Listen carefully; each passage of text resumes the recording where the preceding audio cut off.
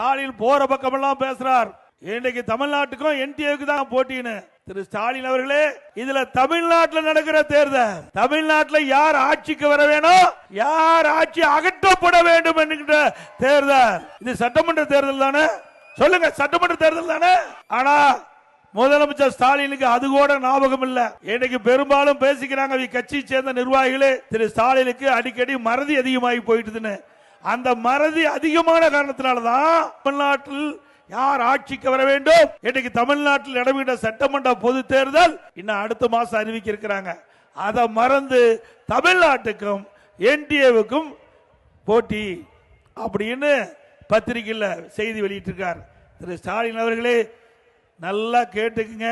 இந்த கூட்டத்தின் வாயிலாக தெரிவிக்கின்றேன், அருமை சகோதரர் மாவட்ட செயலாளர் தாம்பரம் பல்லாவரம் 2 சட்டமன்ற தொகுதிகள் அத்தனை வாக்காளர் உறுப்பினர்கள் குழுமி இருக்கின்ற இந்த அரங்கிலே குறிப்பிடுறேன், இது சட்டமன்ற தேர்தல், நாடாளுமன்ற தேர்தல் இல்ல.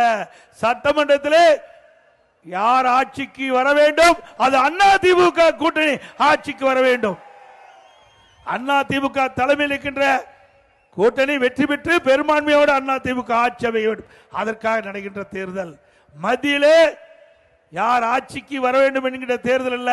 அந்த தேர்தல் 2024ஆம் ஆண்டு முடிந்து விட்டது. இப்பொழுது சட்டமன்ற பொது தேர்தல் என்பதை நீங்கள் ஞாபகத்தில் வைத்து பேசுங்கள்.